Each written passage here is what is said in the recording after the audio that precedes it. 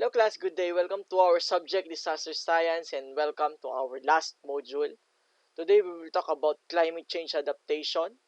Basically the main component or the probably the highest rates of disaster science came from a topic that we have already discussed, which is climate change adaptation, or I mean climatological hazards, but in this case how we can adapt on a global scale, because it's not already you cannot consider it simply global warming. It is actually already a global environmental phenomena, a global environment change. Okay, not just warming, it also cooling, extreme typhoons, extreme weather events, drought, wildfires, and so on and so forth, and how we can adapt through this changing environment. Okay, let's proceed. Our objective for this lecture is to raise awareness of the importance of the adaptation and preparing for the future effects of the phenomena of climate change. We will introduce key stages of effective and adaptation planning and highlight importance of multi-level governance and how we can introduce programs and policies in order for us to support adaptation planning. So our overview, we will have 3 sections for today, and I hope you will have time or have fun learning in this module. Let's proceed. What is climate change adaptation? So definition from the IPCC conference. Uh, Adaptation is basically an adjustment in natural or human systems in response to actual or expected climate stimuli or their effects, which moderates harm or exploits beneficial opportunities. So in order for us to counteract the effects, bad effects or hard effects of climate hazards, we must be able to adapt through this event, or basically adjust or plan ahead. So what is supposed, or from what is supposed to happen and what will happen in the future. Okay. So the dictionary definition is basically refers to the action taken to prepare. Again, our keyword, to prepare for and cope with the effect of the hazard.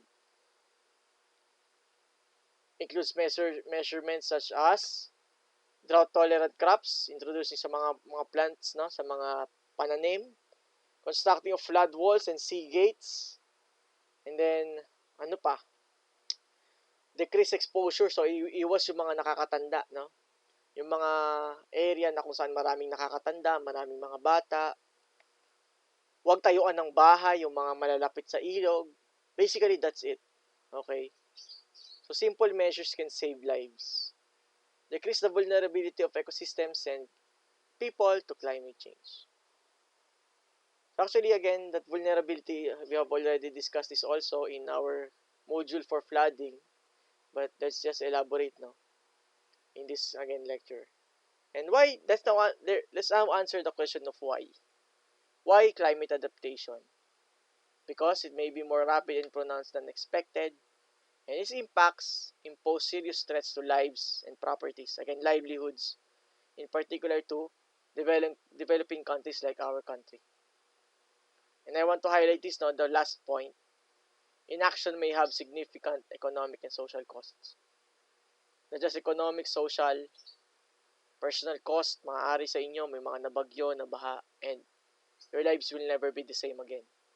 That's why I want you to execute. From what we will be learning today, I want you to execute. I want you to apply once you have already once you're already professionals. I hope you remember this lecture, that always remember to execute your learnings. Especially as of this moment, climate change adaptation is important. Okay? Because without it, Typhoon Rolly happened. Typhoon Ulysses happened. I mean, those hazards are already existing, right? Those are typhoons, natural occurring events. But are we prepared? Are we able to adapt? No, right? So we must do our part. So as Rupert Murdoch have said, climate change poses clear catastrophic threats. We may not agree on the extent, but we certainly can't afford the risk of inaction. So some important principles that we must consider in CCA or climate change adaptation is to recognize environment and development linkages. So maintain healthy and resilient ecosystems. So natural habitat natin. Avoid illegal logging, avoid illegal mining, uh, proper waste segregation, dredging, in all other else, to avoid overflow of dams, dredging, and proper communication from the government system. Okay. Integrate local knowledge, understanding the linkages between the impacts of changing climate and the implications at the local level is more complex than is captured in spatial, regional, and global climate models. So, as we have discussed earlier, merong mga, from our concept or module of biological hazards, merong mga application from the lower area, sa state, sa barangay, then sa county, then sa government, sa provinces, di ba, sa governor, then eventually sa national area. Okay? So participation of all these partners or local partners is necessary to facilitate integration of climate impact information. So just like as of today, Professor Lagmay released the open data of rainfall. So sobrang daming application yan. I hope you can look on it for your thesis someday. Balancing risk with opportunities, understanding adaptation as part of ecosystem management and development requires basically balancing the focus of biophysical risks associated with the climate change. So what will be the economic argument for adaptation to climate or CC, climate change? So I want you to focus again accountability to numbers. The benefit cost ratio for taking action on climate change is 5:1. So meaning the reward versus the risk. Okay. So let's make this number critical. If we can prepare sa halip na pag nakapag-adapt ka, nakapag-climate change adaptation ka, you can look on this like kapag nakapaghanda ka with CC, climate change, meaning, sa halip na 5 tao yung mamatay because of the disastrous event, 1 tao lang yung namatay. 5:1. Okay, you have saved 4 lives. Pwede ring bahay, di ba? You can protect 5 houses. Kung mayroong isang masisira, again, merong risk and reward na kakaharapin. Kaya nga argument, may pagtatalo. Merong cost, merong kailangang pondo, merong mga policies na magtatalo-talo. That's why, from the last point, diverse range of benefits for economy, ecosystems, and the human health. So, you can also notice, sino yung mga unang na-test ng COVID? Yung mga matatanda. Di ba? Why is adaptation relevant at the sub-nation level or sub-national level, meaning the local government or mga mababang mga municipalities, mga areas, sa mga cities? Because impacts of climate change are directly felt at the sub-national level also, sa local level. Right? Matatagalan pa nga yung response eh. Di ba? Nung binagyo yung Marikina, nung binagyo yung Cagayan, ang tagal ng response.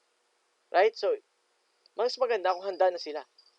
The local authorities are the first to receive the complaints and requests from the affected people.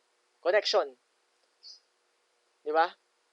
Ako, pwede ako magreklamo sa barangay chairman namin dito sa Laguna anytime I want.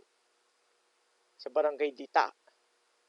But can I do that to Mr. President Duterte? Of course not. Right? Meaning I can give my recommendations to the government captain, and then eventually, can be applied to our level, okay, to our barangay, to our community. So same thing to the national government, his advisors, so yung mga senators can actually reach to the president And I hope that we can work on this on the subnational level at the same time at the national level. And adaptation is very important. So some approaches to adapt to climate change: modify the threat, prevent effects and impact, change economic use patterns and change economic location, and accept the loss. Accept the loss meaning we accept that when adaptation measure is too costly, malaking price or malaking expense. Example, construction ng dams, construction ng mga diversion tunnels sa mga baha, di ba? Very costly. Hindi lang pera, economic loss. Pag nagbungkal ka sa ilalim ng Espanya para maiwasan yung baha ng UST, buong Sampaloc, Manila, buong Maynila will suffer. Traffic pa lang. Tama ba? Traffic pa lang. That's why we can conduct anticipatory versus reactive adaptation. Meaning anticipatory means taking action in preparation of a climate change, and reactive, taking action when climate change effects are already experienced. So most likely, we're already always on reactive adaptation. Kulang tayo sa anticipation. Kulang tayo sa planning. Right? That's the reality.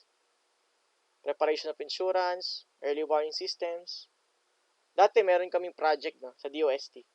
Project DEWS, DEWS, Deployment of Early Warning System, na eventually, hindi rin natuloy. Nakakalungkot. Okay? So, most likely, we are just reactive to what is happening. So, a simple chart demonstrating the adaptation options. So, for natural systems, we don't have any anticipatory. But we can have reactive adaptation. Alright?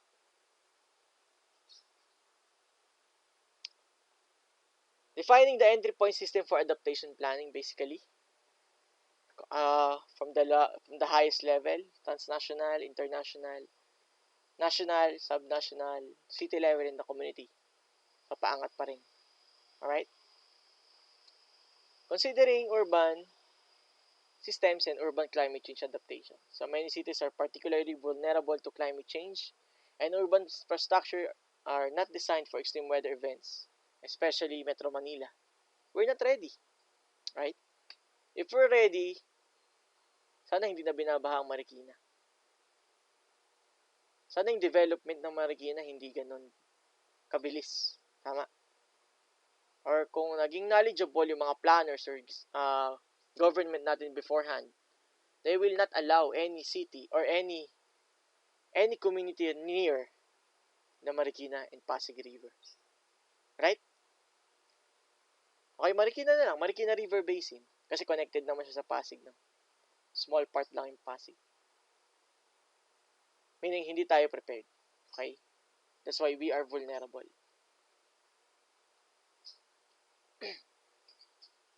Also, CC will contribute to accelerated rural and urban migration. Urban poor particularly vulnerable. Mas vulnerable sila. Bakit? Mas malilit yung mga bahay. Gawa sa yero yung bubong. So, simple typhoons or extreme typhoons can destroy their houses. Can destroy their dwellings. So, some examples of urban climate change adaptation. So, no need to elaborate. You already know this. Basic infrastructure, urban greening, roof gardens. Number 4, land use planning, preparation of plans. So, ito yung mga ginagawa namin before. So, natigil lang because of the pandemic. Meron akong project sa Fami Laguna.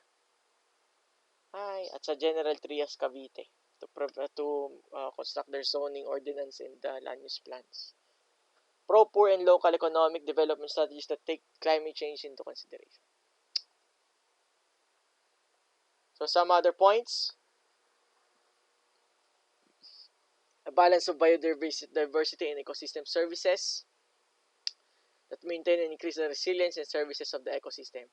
Okay, na our natural habitat. Ano to? Ba't nasira yung aking picture?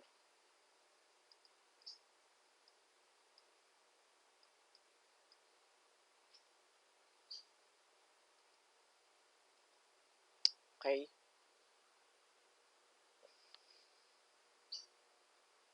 So data requirements for adaptation planning. Climate data is required. National and local weather data. Rainfall, we already have that. Predictions from RFID data. Data on natural and physical environment, socio-economic data, and planning information.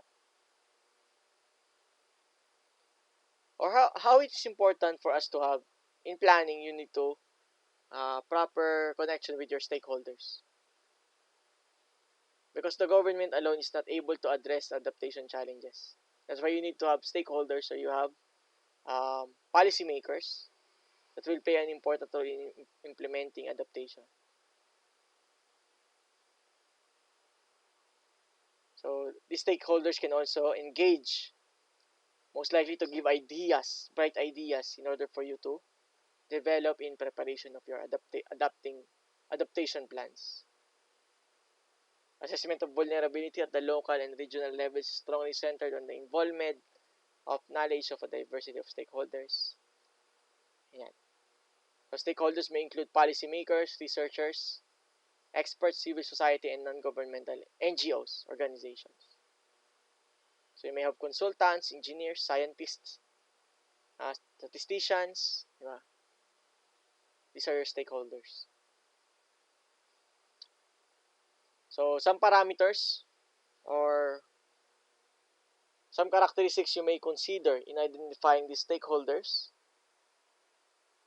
Of course, they should have the technicalities, the expertise. Hindi lang puro pera-pera yung usapan. Not just about the money, but it's all about serving the people. Control on influence or uninfluence and key mechanisms adaptation. Kaya ngayon, guys, sobrang in demand ang mathematicians and statisticians when it comes to projecting the case of COVID. Ang IATF team is composed of mainly of the UP professors. Mga professor sa UP ng math. Okay? So some questions that I want you to answer to assess your understanding of the previous or the covered topics already. So you may screenshot this and think about this. Okay? And let's proceed to section 2. What is climate vulnerability again? Vulnerability refers to the extent climate change is likely to damage or harm system. So iba to sa definition natin ng intangibles natin ng personal development. Vulnerability, we're exposing our weaknesses, right? But in this case, likely to damage, yung weakness ng system. Vulnerability may be defined to a different level, different sectors, and different population. So, mas vulnerable ang mga bata, ang mga matatanda, the old, and the elderly, and the children. Vulnerability assessments are important input for adaptation planning and help to identify where adaptation action is most appropriate. So, approach to vulnerability. It's a combination of the following factors.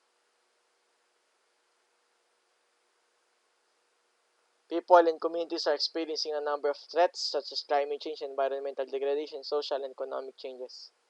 And basically, these impacts interact and cumulatively increase the vulnerability of local and regional areas and populations. Climatic and non-climatic variables of human health vulnerability, concern, climatic drivers, and then I just simply classify this now, non-climatic drivers.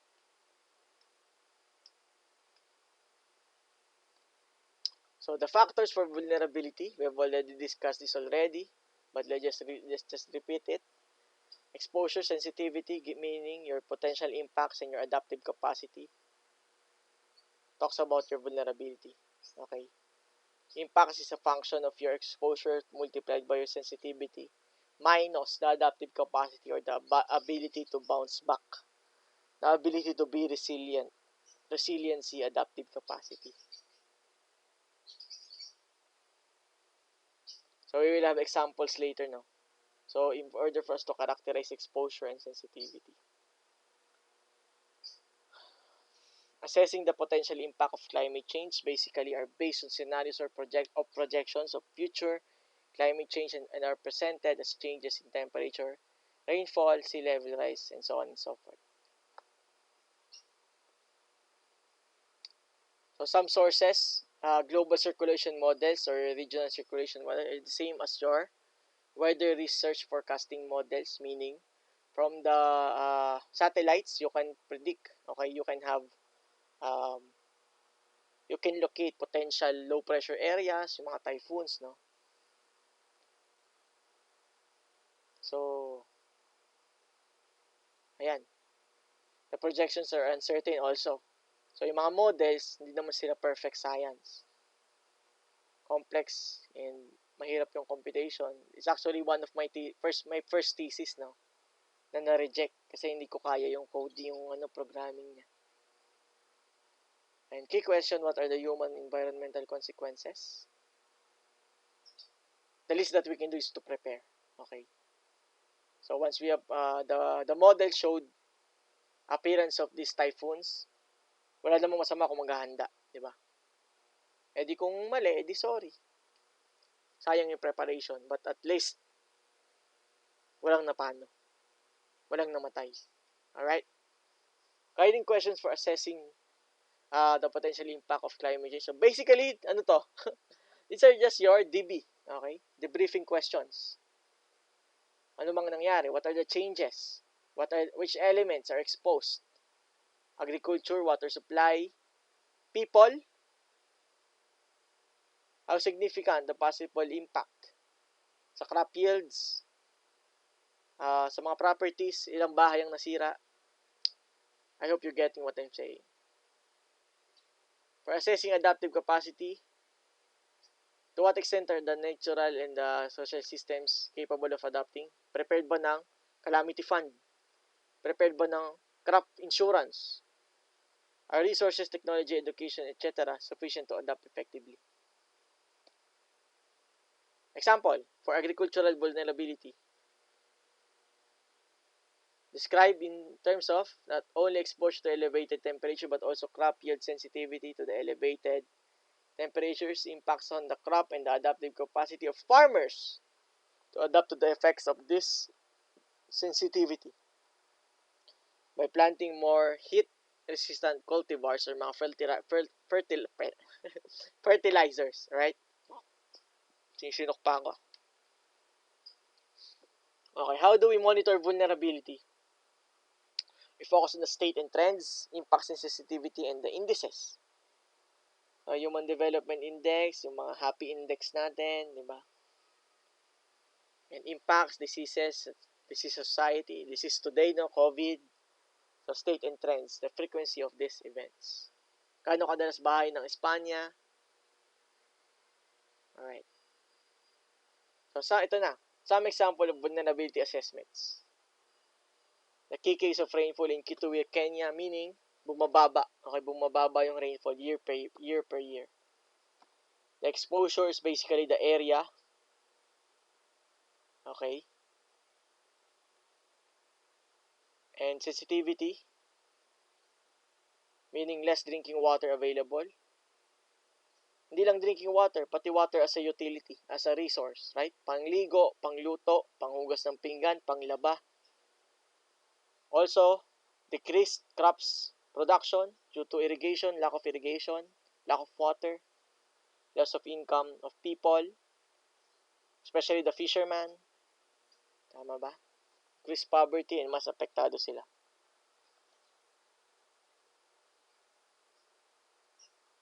So basically, the sensitivity answers the question what is already there. Okay? Sensitivity is what is already there. So, the elderly, even though they are more exposed, meaning they are more also sensitive. Alright? Mas madali silang tamaan ng sakit. Mas mababa ang immunity nila sa sakit. And let's go back again to the case of rainfall. Adaptive capacity. Traveling large distances to collect fresh water not viable. So, we need to make it viable by, siguro, magkaroon ng mga trucks, no? Mga water supply system, delivery. Technology, not available for digging a deep well. And we can easily provide that. Again, given the Money, of course, given the money. Another case, coastal zone in Netherlands. So itong Netherlands is one of the area that is very very great when it comes to coastal engineering. So potential impact. Already know sea level with dikes holding back North Sea. Increase sea level, right? Sa coast natin. Mga bays. Increase risk for coastal inundation and erosion. So sea flooding. Coastal flooding. Potential impact. Loss of land. Also loss of people, loss of properties. Damage to crops. Again, what is sensitivity answers the question what is already there. They are more sensitive, the crops, yung mga nataniman na, hindi mo na mababalitan yun, di ba? Nandoon na yun sa land development. Kung establish siya as farm na malapit sa baybayin. Okay? So, it may damage crops, mga pananim. And what is our adaptive capacity? Or what can we do to be resilient? To make funds available to implement adaptation measures like dams and skills and equipment availability. Another case, Jamaica. Impact is simply in the Caribbean, already exposed to tropical storms, just like in our country, being a tropical country. Highly projected and highly intensified storms. Sensitivity, what was already there, the people, the land, soil erosion from the extreme typhoon, landslides may cause landslide, debris flow. We have already discussed this in the landslide soil hazards module. So no need to elaborate. I hope you're getting what I'm saying. Adaptive capacity, local community have resource to deal with impacts. Availability of labor and some financial resource. Meron bang mga loans na calamity fund? Limited technology and physical resource to prevent future damage. Okay. So in this case, we can look on this table. Actually, this is just a context, a brief introduction because itong module na to, isang subject to, okay? Isang SEM na subject to sa masters. It's actually Vulnerability Impact Assessment or VIA.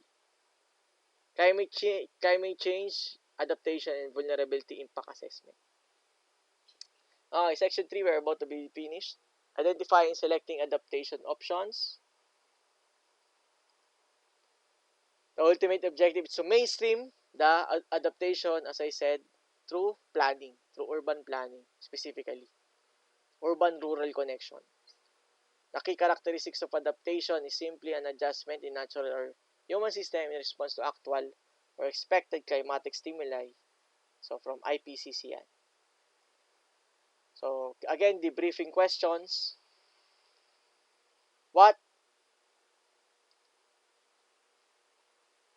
Sorry about this. Sinulat ulit. Key questions, what could be potential response or what could have been done? How would you prioritize these responses? Or how can we improve? Right? Just our debriefing questions. What could the government done better? Tama ba na nagsisihan? Of course not.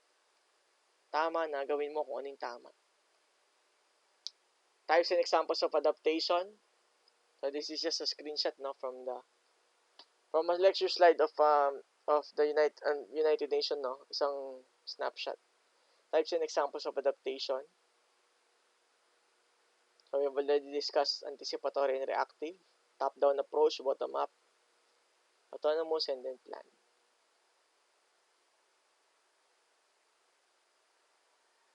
So we're to generate adaptation options without initial regard to feasibility and cost.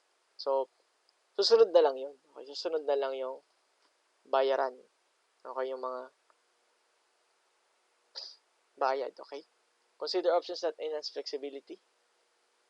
No regrets. You have done your best.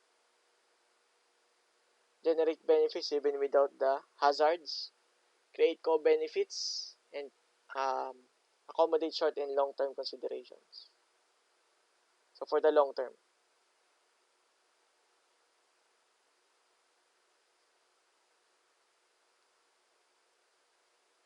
prioritizing adaptation options are the following.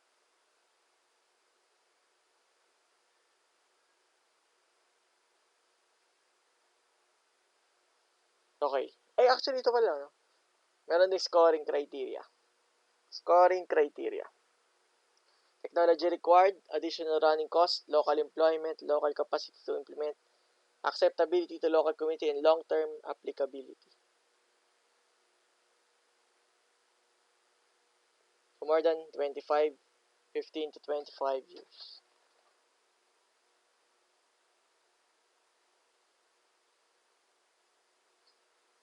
So, example of criteria prioritization, meaning from the pointing system from the previous slide, options can be classified according to these categories.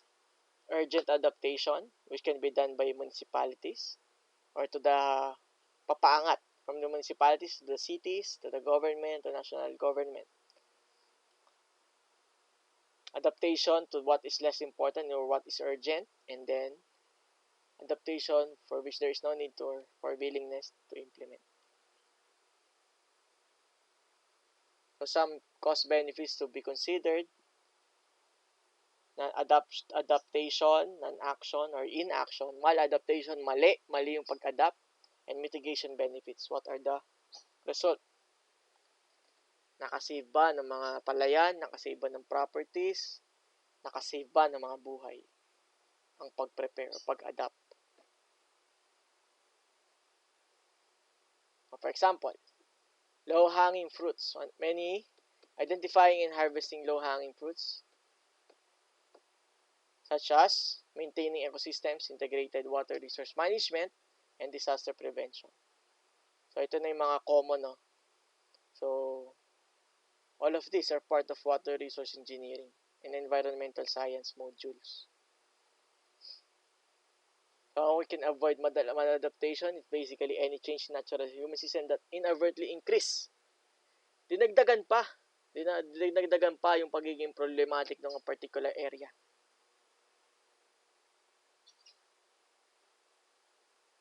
Both aspects of maladaptation may have significant cost.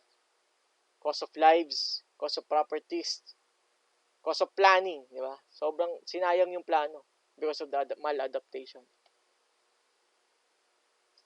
So how can you evaluate the success of adaptation? By simply just having, again, some debriefing statements, as you can see in the following. Scheduling, scenario planning, timetable, right? Or the capacity to wait, to be patient, need to wait for ex-post evaluation. So some consideration, the importance of developing adaptation options that can be translated into a concrete managed plan and preferably costed.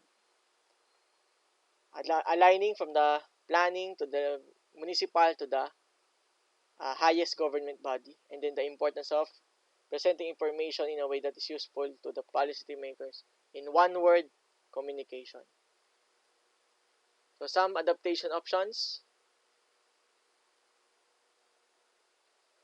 anticipatory, reactive, groundwater resource, recycled water for agriculture and food, resistant crop, erosion control, construction of dam, construction of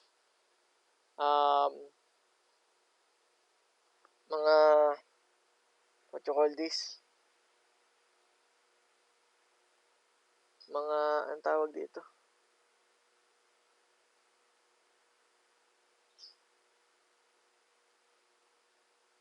kalimutan ko yung tawag, embankment, mga walls, di ba? So, halimbawa sa Antipolo, tinatayuan ng mga malalaking wall, vertical walls, para ma-avoid yung pag-erode ng lupa. Tama? Soil fertility, soil water management, and so on and so forth.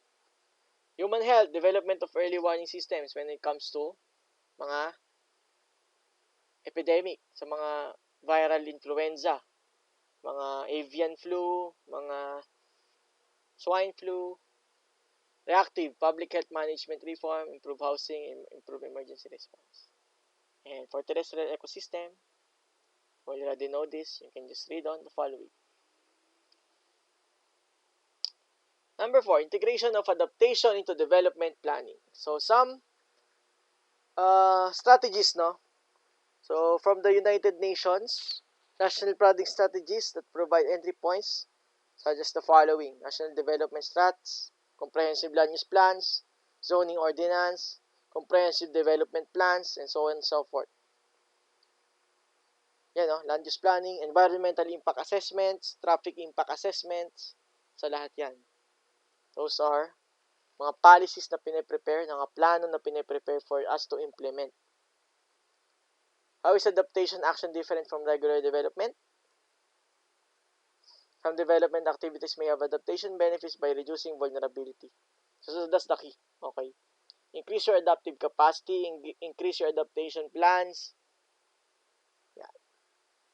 Specific adaptation action must not covered, though regular development preventing glacial outbursts to protect communities. So a continuum of measures. So in the intervention sample, no, human economic development, relationship to adaptation, indirect measures to decrease overall vulnerability, such as an example, poverty reduction, gender initiatives, so no discrimination, management risk of CC, ayun, no, increase adaptive capacity, increase your ability to bounce back. Ano example nito? Ito yung pinag-uusapan natin, adaptation planning, disaster planning. So very self-explanatory. So how can you integrate adaptation within sectoral strategies? By having the following. Right? Policy formulation, budget planning, adaptation, and considering all sectors that is correlated when it comes to your climate change adaptation plans. Ayan, mga sectors. So these are all connected with one another. Example, case of mainstreaming adaptation in China's agricultural sector. The project initiated in China's Agricultural Development Program, wherein the support include capacity development and monitoring and evaluation. So there are a series of partners involved. So ito yung mga stakeholders. Primarily, the government of China, Xi Jinping, and the World Bank, and the Global Environment Facility.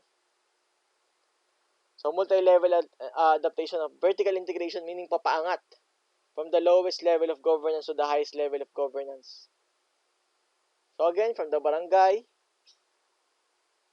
to the municipality, to the city, to the province, to the region, and then finally to the national level.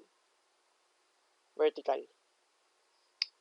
So mainstreaming adaptation, climate change is not just an environmental issue, it is a development issue. Mainstreaming includes compromises and trade-offs among competing local, national, and or regional interests and priorities. Finally, climate change adaptation mainstreaming processes should account for sustainable development goals of the country at hand, as well as all elements, including local indigenous coping strategies. So from the lowest to the highest level. Community, urban, subnational, and finally, national level and to the international level. Community-based application or adaptation basically involves the community-driven processes to consider and cope with climate change. Sa mga tao, no? O sa mga pasok muna sa TESDA, di ba? Mag-aral muna yung mga sa barangay. Meron mga ALS, Alternative Learning System.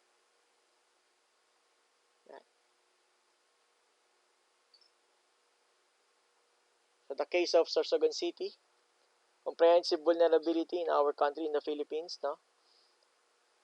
Key actions, ano pwedeng gawin? Comprehensive land use plan, comprehensive development plan, disaster management, local development plan, planning for slum and upgrading, and resettlement plan. So, yan.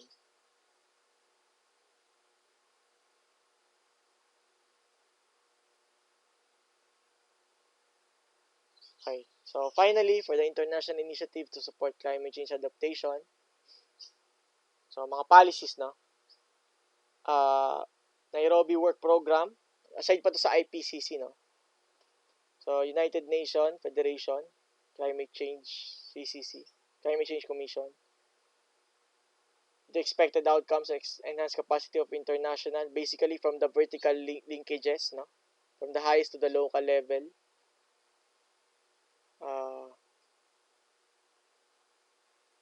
Yan. Enhanced dissemination of information about climate change, parties, organization. Actually, di ba, may Blackpink na. They have, naghingi ng tulong. Ang United Nations ba ang natin ngayon sa climate change? So, mamaya pakita natin yun. So, the Nairobi Work of Program involved the following sectors. Yan. Funding to support. So, funds na kinukuha, no? Special Climate Change Fund, Adaptation Fund, and the least development countries fund. Yung mga may hirap na bansa. So, may just review the following. Alright. So, our reference. And that will be it. So, before we end, let me show you, no? Let me show you this one, guys. I want you to search on this.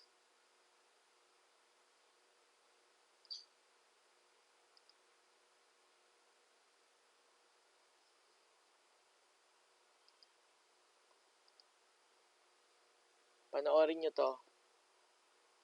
Watch this video on your free time. Pati Blackpink na, guys. Blackpink. Climate change. Yan na. So, I want you to watch this video.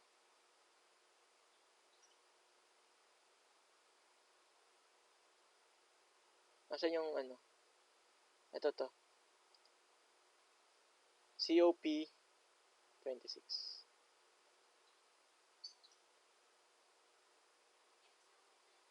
Yan. So, COP,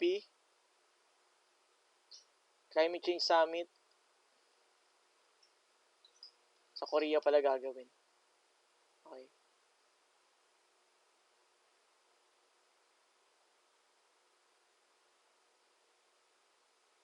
So, 2021. Hindi, UK daw eh. Okay. Ayan. COP26 Conference of Parties. Yung mga organization, di ba? So, I want you to watch this video. I'll be posting this link on our Blackboard. And then, that will be it. So, pati Blackpink na sponsor na. Na ganun kaseryoso ang climate change. Okay? So, thank you all, class. And I hope you learn in our subject, Disaster Science. Mahal ko kayo. Isang bagsak in 3, 2, 1. Boom. God bless you all.